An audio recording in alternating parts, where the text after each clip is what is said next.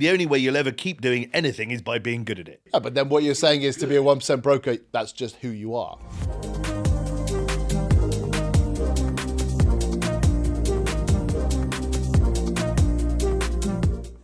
Hello and welcome to the Two Fat Brokers podcast. I'm Ben from Abu Dhabi. We're very lucky to have two guests with us today on the podcast. I'll let them introduce myself. Joe?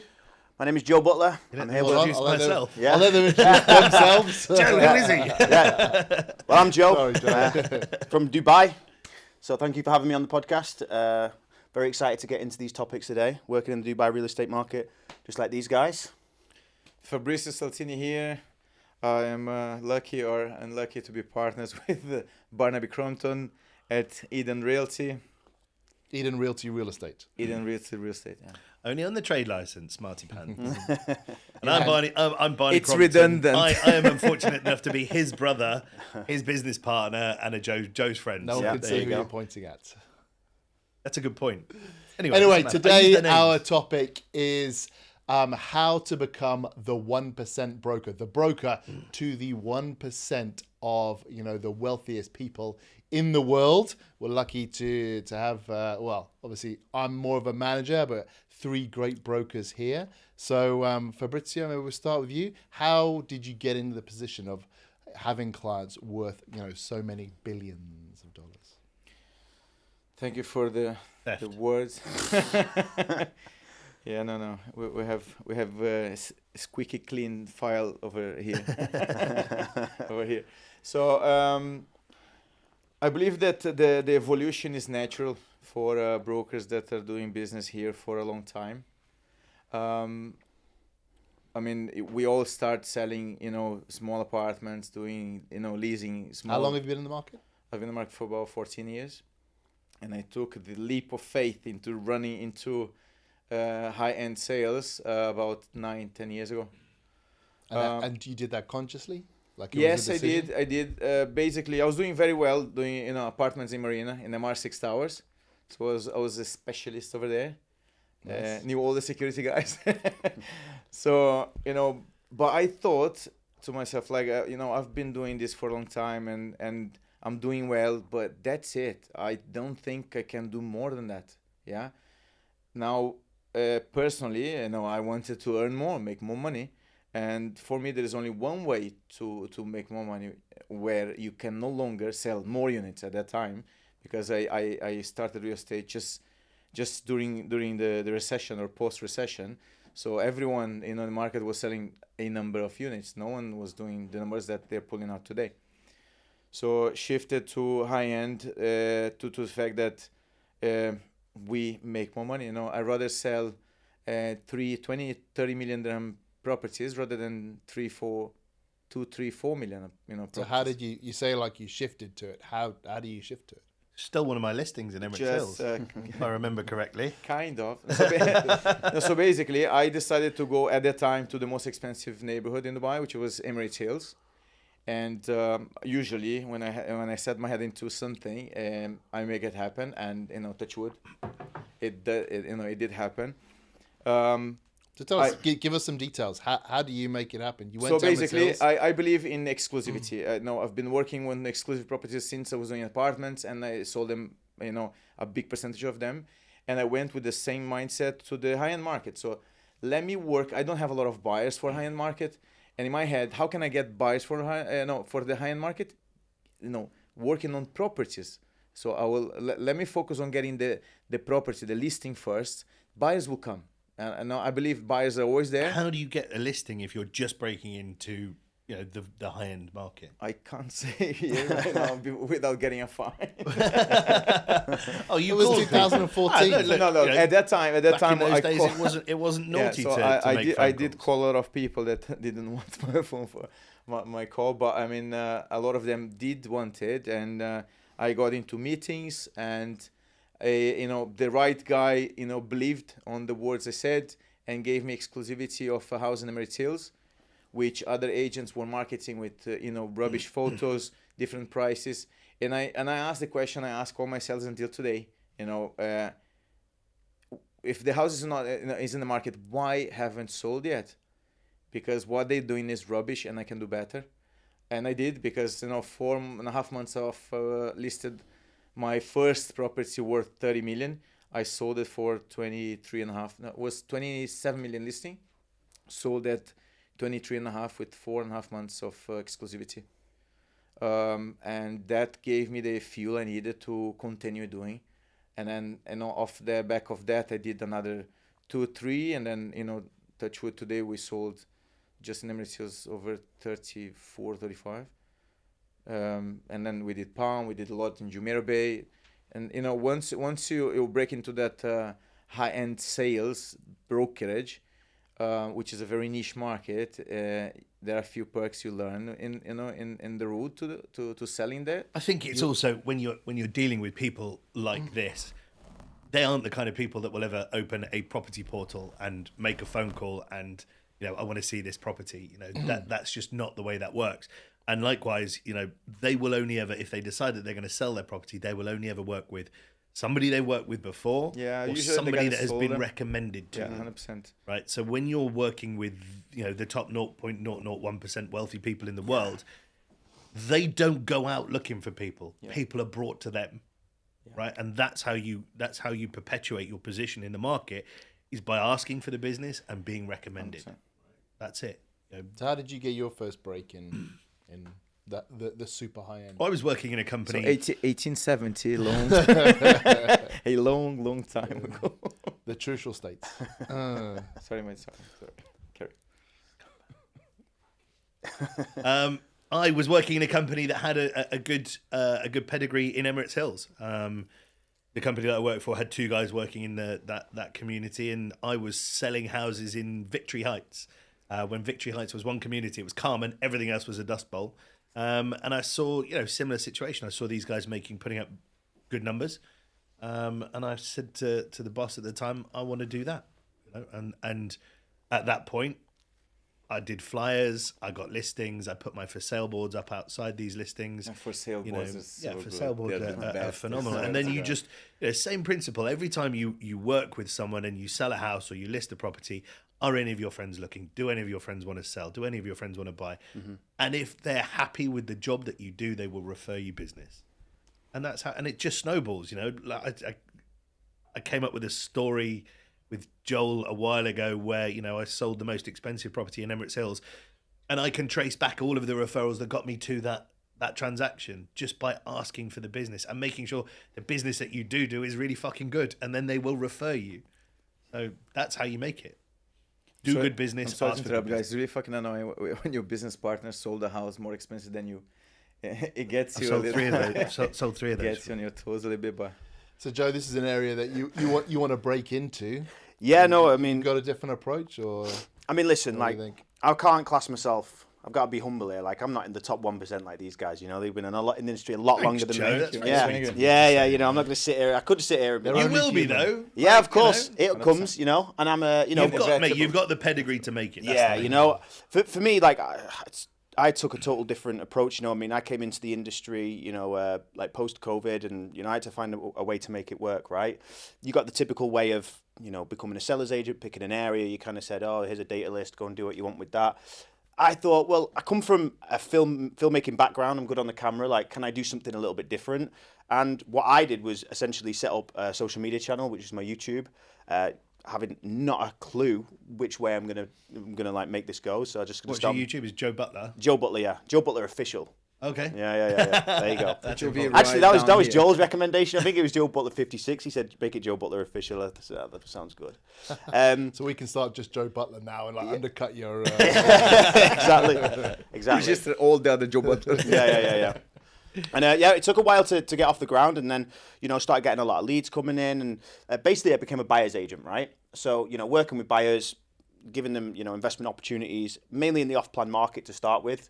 Especially, I'd say 2 years ago, 3 years ago, it was actually still, it was very good prices still, and a lot of my clients, now coming back to me because they made a load of money. But then, I just started to, I wanted a taste of that luxury market, like you guys did, but I had my own approach to it, and I figured how are we going to break into it? And I was introduced to developing properties in the luxury space, and started making content around that. And you know what? When I started making content, I didn't have a clue. I was like, right, we just got to make this content okay, until people come to me and say that I'm going to try this guy out. And basically that's what happened, you know. I like to say, fake it till you make it, right? You know, but you know, we didn't ever do anything that we didn't have full confidence in, and I worked with all the right people, so I made it happen. It's not like I did something that I wasn't confident doing. But then, yeah, we got our first client in the renovation space, and then that was actually in the marina, and then we are expanding. We got like Meadows, Jumeirah Golf Estates now. Masonets, I think, will be a really good one because the view is amazing. Yeah, it's going to be insane.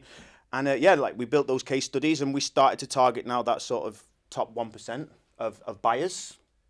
And now, you know, we just, like you said, once they do it once, these buyers are just going to, they see we make them 35, 40%. What are they going to do? They're going to come back. They trust you, man. Yeah, you know, they just want to see we can do the job right. And then that's kind of how I tapped into it. Still got a long way to go, but it's exciting. So you're brokering these deals and on the premise that you're selling this product to an investor. Yeah. Then you help the investor renovate. Yeah. And then you sell it back on. Exactly. You're making them 30, 40%. Exactly. Yeah, what's not to like? Yeah, essentially like a consultancy service, right? You know, we'll source you the property, and we always work with the best brokers in the area, you know, like Jumeirah Golf Estate, you got Darren Murphy from Allsop, you know, we've got different, you know, agents in different areas as well.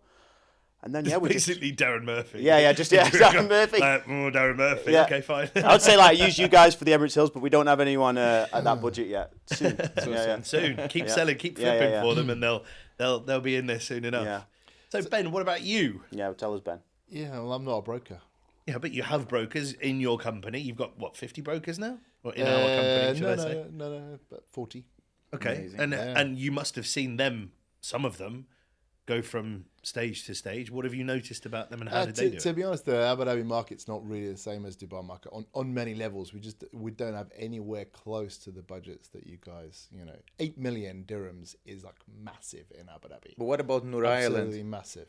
Yeah. Nur Island and all these big houses in Sadia. Yeah, but I mean, Nur Island is, I don't know, it's like 20 units, and they change hands very rarely, incredibly rarely. Now, the prices are going up a bit now, so, you know, you're getting the Gahid Villa sold recently for about 120 million, but, you know, the transactions are incredibly rare. And who are the kind of brokers that are brokering these? That's a great question. Yeah. Do you have the answer to my great question? To be honest, a lot Dubai is still, you know, because the buyers are still very, very local. We do get some, you know, external investors, you know, some Russians and some Chinese, but even then they're not very big. Some of the Russians are, but still there's still a lot of Emiratis buying, and they're bought like and sold in the Majlis and things like that. Most transactions that happen will be through personal referrals without a broker. Most of the big ones in particular. So, you know, if you've got an agent who's selling, you know, 10 million, that, you know, that's absolutely massive. And but there's more and more big listings coming on in Abu Dhabi, right? Yeah, more and more. Though we it's mostly off plan at the moment, but there is, you know, there is a slightly higher level of property coming in now. But to be honest, yeah, I mean, we don't have the same buyer profile as Dubai. We don't have, you know, a brand of brokers who are in that super luxury. And that Jubail Island is something that I've been looking at, and it's really promising. Yeah. You know, those big plots facing, you know, 20,000. Yeah, you're bringing this up because you've got a big plot for sale. 35,000 square foot there on the water, facing the natural reserve. I think if you need a broker in Abu Dhabi to help you work on that, Fabrizio, let me know. Yeah, we've got a couple of days ago. I'll recommend someone. Tell us about that. Tell us about that broker then. Is he a top 1%? Yeah.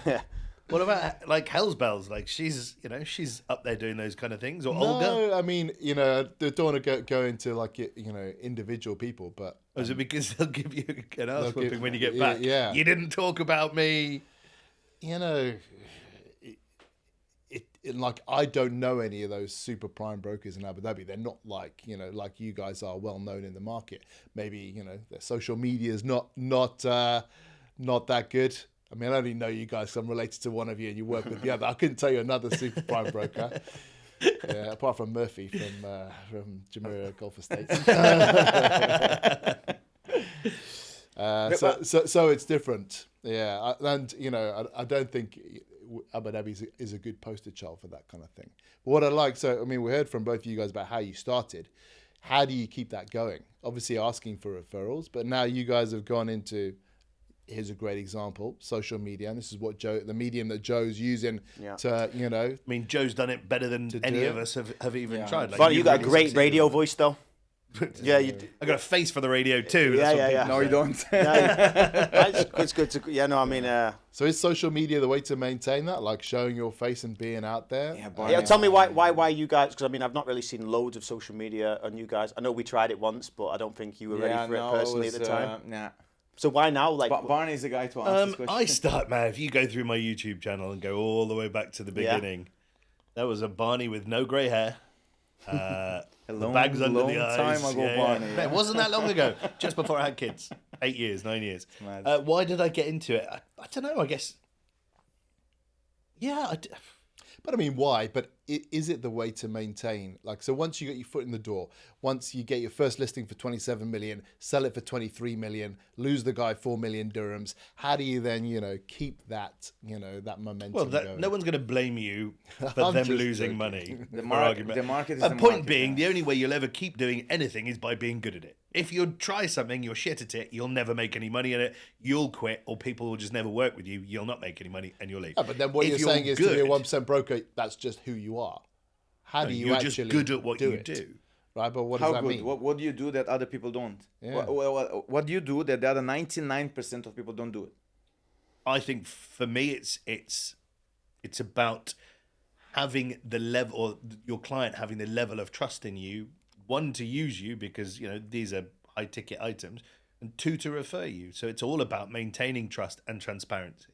If you can prove to these people who are exceptionally hard to please because they are used to the absolute best, you can prove to them that you can look after them, keep up with them, get them the best deals, and get them what they want, they will stay with you and they will refer you. Yeah. But how do you do that? do a good job. Yeah, what do you mean? Be a bit more specific. How do you do what? Well, Which facet? So He can't give the secret Well, sauce. Secret sauce. let's say you're in a can't- pitch and some guy wants to sell his 300 million house. He's like, okay, you've been recommended. So what's your pitch? What's your spiel? How are you going to keep up with me? How are you going to get me the best deals? How are you going to do all these things that you're saying are required for you to be in this position? Well, I mean, right now you go back onto your track record. Right, but sold let's these assume that you're starting off. You've got your first foot in the door. You've got your deal. You've got your first referral. How do you build momentum through that? It all, as long as you can prove you have the track record. The hardest bit is getting into it, right? The hardest bit is breaking into getting your first listing. And there are various ways of doing it, and I don't want to give away the secret sauce, but point being, Give it away. The Give way- the secret No, sauce. fuck those guys. I'll interrupt Barney. Yeah? So I believe that when you enter, it's a very difficult market to crack into because a lot of brokers in Dubai tried and failed. We're lucky. I mean, I think we're very good on what we do, but we also, I think luck is a big part of everyone's, well-doing. I think we're lucky enough to be able to enter that cult, yeah. Because once you're inside that market, that really it is a little like a cult. They don't let people in very easily because of privacy. They want to make sure you don't talk too much. That's why I think a lot of the high-end brokers don't have a very strong social media. I was going to say, do you think that can have like a bit of an adverse effect? Yeah, in a way, I believe in a way it does, and I'm saying as a traditional broker that have a little weaker social media presence. I believe that once you're in that club, not a cult's a bit weird, isn't it? I did like cults, Yeah. to be honest. Yeah. Like, we all get together on the first full moon of the month. So I believe that once you enter that club, you start to be recommended, and you bring the numbers that you. What he's asking is, how do you do it? He's saying, right, you've got your first listing. selling. So once you get your first listing with that very wealthy seller, and you actually sell it, doing the job we're supposed to do, and we're not going to sell exactly what we do here because then we'll have a lot of people doing the same. Here's the right. The way I did recommendation will go, and one deal becomes 2, and it becomes 10, and then. But how'd you get your first listing? Well, no. So he said how he got his first listing. So that's great. So he sold it. Fantastic. then you just sit back. Listen, I'm in now, guys. You ask for business. I'm just so I'm getting the recommendations, and and life's easy, and and not and easy. once you got that You have first to one, keep working. anyone, even someone who can't sell, like me, keeps on getting recommended and keeps going. No, they will only presumably not. recommend You've you got to for- do something. let's say you have a house worth 200 million dirhams, yeah, and you have to invest off your own pocket 20,000 dirhams to do a open house. A lot of agents can't do it. They can't afford it. They don't back themselves to do it. You understand? And And then we they'll go built to a the website for company. that one They'll pound. go to their like we invested a lot of money just to create a website that we end up even opening to the public. Yeah, so we part of our pitch to get this $100 million, 370 million dirham penthouse was we will build you a password protected website so that anybody who comes in, Get all a of unique- the photos, unique you get a code, yeah. unique login, and that's displayed on all of the pictures, so nobody can take screen grabs, nobody can take photos. It was a fully Very protected private, website. fully protected website. That came at a cost, but that's the kind of thing we're prepared to do for our clients. It's a risk that we're taking on behalf of our clients. And not a lot of agents will Yeah. put their money on the line to back themselves. We're Even prepared- for something we that like, expensive. yeah, we like. even more so, right? How hard is it going to be to sell something like that? Right? It's that the amount of buyers in the world who could afford it Yeah. is 30, 40 people. Yeah. Yeah. But we're backing ourselves that we'll put our own money into the fact that we can sell that. That's how much we back ourselves. I mean, I had meetings when I started the high end business. I went to dinner meetings, spending money that I shouldn't be spending on a dinner, of other people that can afford 1 billion of these dinners piled up together. I could afford one, and I took I took the guts to do it, and that's my treat, guys. Please, no. It's a lot of risk taking. It's a lot of walking the talk, and investing on your business, where other people, like I see brokers spending 10,000, over a table on a nightclub, getting pissed, but not investing 1,000 dirham, taking a client out and pay for his bill. The Rolex is the case in point, right? So many agents who can't afford to take their clients out for a meal to get that referred business will save up for a Rolex Yeah. or save up for a Land Rover, BMW, whatever. I mean, a lot of brokers, they're flashy, right? So they have a nice car, nice suits, all that kind of stuff. Just showing it. Hiding the Rolex. Yeah, but Joe, you've proven that you can do it, so you're entitled to wear all of that. That's Yeah, no, your. but mate, Well, it that's- took me a long time, It Exactly, took me a very long but time. you probably didn't wax your first paycheck on something like No, that. I didn't. You're not an actually- idiot. I didn't wear a watch for the first 2.5 years of being in Dubai. I didn't wear a watch. I was like, I'm not going to go and wear like another watch, because I want a certain watch. Yeah. But I'm not going to buy one if I can't afford one. You know what I Exactly. mean? Same as I And rented the a money car is for all the time better as well. invested in yourself. Yeah. But hold on, something really, really interesting here is look how badly these guys are dressed. No, we don't. They're dressed extremely badly, right? There is so if you I did take brought another these polo. are two of the better brokers in Dubai, let's say, Yeah. I would say extremely badly. Is a I was just like Yeah. just an average Joe. yeah. I mean, yeah. So it's clearly, you talk about Nobody gives a shit how we dress, though. exactly. Well, that's a really interesting point, isn't it? That's a really interesting Most point. of the people that we deal with dress like us anyway. But it's Yeah. interesting as well. Even for me, I probably wear like a shirt like once a week, and mainly because I Tops I off end the up. rest of the time. Yeah, well, I mean, I might as well be, because the amount I sweat in suits at the yeah, moment, yeah. it's disgusting. Like, you Especially go and watch a your couple of my sides. YouTube videos, like, man, Yeah, the you hell- watched it. yeah. I had to It's a hang. see-through wet white Yeah. shirt. It was yeah? in the Montgomery, It's and I mad. had to hang my shirt on a hanger in the garden just to be able to shoot the second part, because it was a totally different Yeah, it's color. mad. Saw the video. Yeah, well, there you go. Video, yeah, Perfect. So, Good so what commitment you're to the saying cause, is though, man. Exactly, it was. spending money on your clients, taking them out and things like that. I wouldn't say but you're not spending money. I spending said money investing on your business. investing on your business, Which is- but you're not spending money on fast cars and nice suits. So you're not spending money on image. You're spending money on, your mate, clients, gifts to your clients, I wore giving them bottles suit. of Look, wine, taking them Ben, out I for wore dinner. I wore a suit Yes. for a good 10 years of my career when I was running another company, and then I started with Barney, our own company. And in the beginning, I was wearing suits, and I was going for viewings and getting wet. and I'm having these billionaires looking at me and say, bro, why are you wearing a suit with this weather? And then I understand, like, I want to prove something to someone that does not care what I'm dressing. He wants to get a deal on that particular house. That's all he wants. Doesn't care what I'm you not drive, saying we doesn't care have what's on to your dress wrist. like a bum, but we need to dress nicely. Yeah. I don't need to wear a 3-piece suit to close $100 million deal. Yeah. I need to do my job. I need to protect my client interest and get as close as I can to the price he wants. I need to do A, B, and C marketing wise to get the house out there, in the way that it should go out there, and I need to perform. So my client is more interested. We do look good, I'm being narcissistic right now, but I You mean know what? I know Narcissistic. Yeah. You said it right. It's right, yeah. Uh, Question my English, Barney. I'm already like a little bit nervous about it. Yeah, I'm a second language, not my first one. Mate, it's very good. Yeah, so I think we need to look good enough. And we need to be clean. We need to be wearing new clothes. I don't think we need to wear a brand. New money wear a lot of brands. The old money that we deal with, they buy brands because it's there. It's not, they're not bragging about having a Gucci shirt.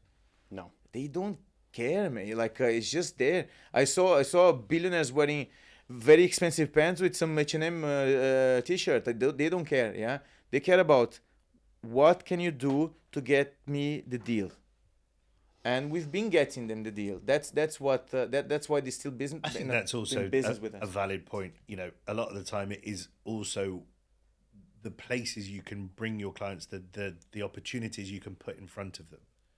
Right? If you really want to be able to hang with the big boys, you've got to be able to have access to these kind of opportunities. You've got to be able to open the door to the penthouses, to the $100 million houses in Emirates Hill. You have to be able to operate in these echelons, because if you don't, you're not going to be able to Imagine you went with your big investor to Namos on a table, and then the guy decided to joke about it, and let's go Roman, let's just split the bill, and everyone pay $7,000 for a dinner. You need to be ready.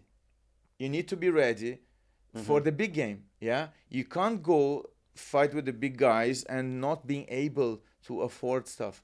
So I rather keep that buffer, and when I started, just in case, rather than wearing a Salvatore Ferragamo suit I want to see you in a Gucci shirt. Full Gucci. Full and Gucci. shoes, two-piece shorts. Yeah, Yes. and shoes and cap. Yeah, The bumblebee cap. I'll look like a Brazilian gangster. Yeah. We'll look From the amazing. favelas. Yeah. Joe, from the outside looking in at these guys, Yeah. obviously, what do you think is the key to their success? Well, I mean, like you Let's said, not be too, no, track sycophantic. record, right? You guys have proved yourselves. There's nothing to prove anymore. You don't have to act in a certain way, and you don't have to. You've done the legwork now. What's a question a lot of people would be asking is like, how can I get access to being an Emirates Hills broker? And I think nowadays, for a new broker to come in and be that top 1%, I think it's very, very hard, because I mean, imagine There's a a new lot more. broker The coming in, competition's regardless if they're from the US or wherever. Let's say unless they're bringing buyers to the table, if they want to be a good seller's agent and come into Emirates Hills, There's a lot of people I that think- have tried. I Yeah. think and we work with them, to be honest. We're not gatekeeping or anything. No, of we course work with you're not. everybody. But I do think there is no area in Dubai that you will not succeed if you get the time to learn and you work your ass off. Yeah. I think there is nothing that stops you from entering any community. If you have a little bit of savings to invest on yourself and on a potential client, if you have the time to learn about the community and learn everything about what's going on in the market, and you put the time and you work. My opinion. Actually, there's a very good point as There's well. nothing that stops anybody from getting anywhere. We've seen a lot of people come to Emirates Hills and decide that they're not going to work with the other brokers there, like us, like Lee from Sotheby's. There's a couple of other real estate agents, and they decide that they want to go it on their own, and in doing that, actively work against the brokers that are already there, trying to take listings from them, Yeah. that kind of thing, and those agents are the ones that never made it. Yeah, that's a Because very no good man point. is an island. You need the help. There of is your no fellow I in team. but that you need the help of the people that are already there, because they're the ones that are going to give you all of the feedback on the community. They're going to tell you, yeah, you know, this villa sold for that, and then you can use that when you're going into your meetings. I think there's one good thing as well, like, and I learned this, is like you're probably going to have a lot more of a productive way of getting into this market rather than sitting trying to call people randomly. Go to some very, like you said, go to some very expensive bars, sit, have a few whiskeys, and just talk to every man that you see, every person that you see in these like really high classy places, and you just don't know who you're going to meet. And I think 100%. you know, I think that's actually a way more valuable like time spent than just sitting on the end of a phone just saying, hi, looking to sell this, hi, looking to sell this. How many times you're on a petrol station to get your car washed, and there's like 2 or 3 Ferraris in front of you or a Bugatti? There is a 70% chance of that car being rented, but there's a 30% chance of that car belonging to the guy that's in front of you. Just go talk to the guy. What will he do? Punch you? No one will do shit. Like, just introduce yourself. You know, there's no barrier to introduce yourself to anybody. Mm-hmm. And if you sound good and you're confident on yourself and you're smiling, I'm a big fan of smiling, man. Like, no one likes to talk to someone that is looking down. Just if you're smiling and your chest is up, like, he's going to talk to you. And if you have value to offer, as a smart businessman he's going to listen to you. Mm-hmm. Just from the outside looking in, how much, and I think you're making a good point there, Fabrizio, how much do you think your personalities have allowed you to be able to talk to these people like on a level? I think, because I mean, you guys have never been close to being billionaires when you're growing up or whatever it is. We're not close now as well. We're still very far from being a billionaire. So you probably never met those type of people. True. And some people are incredibly intimidated. And what you often find is if you act subservient to someone, they don't want to do business with you. They want to do business What are you intimidated of? With 100%. someone who isn't equal to them. They're not going to they're not doing you a their favor. bank balance. You know, the only thing you're talking to is somebody. All right, but I'm asking you the question. Do you think it's your personality? Not you know. I think in my case, I believe my personality has big influence on my so-called success, if I may say.